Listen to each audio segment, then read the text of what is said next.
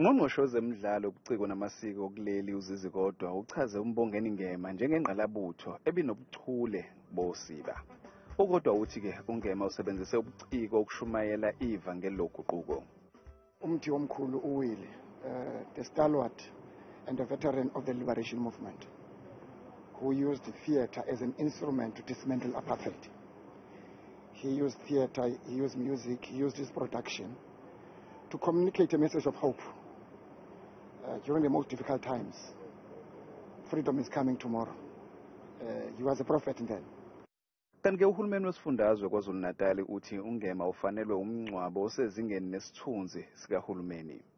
Definitely, I think it's going to be afforded, befitting that state. I'm sure you know the caliber of Mbongeni Ngema. We are going to agree. At the level of province, we are aware, and at the level of national, he has played a pivotal role, as you know.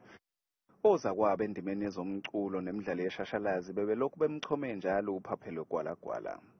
Uthando, khumbula nje ubaba uNgema, uma ngabe sibona wayesitshengisa uthando, and kwakuwumuntu onamanqoko kakhulu.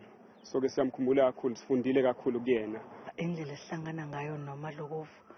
In fact 2001 ngaqala ku academy yakhe, but then ngaqala ngasebenza kwamanye ama productions.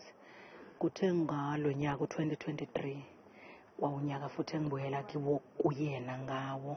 Saqala senza ishow ethi omama bahlobisi bomhlaba, lapho wanginikeza khona i-lead role. Ngafunda ukukhulu kuyena, wabona into engangazi ukuthi nginayo mina.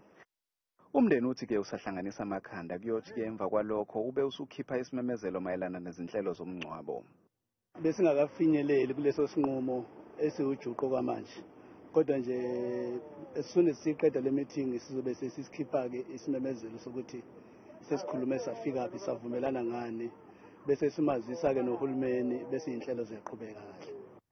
Ezindabeni zethu ku Channel 163 ozilethelwa iNewsroom Africa ngenguNtando Mnyandu eThekwini.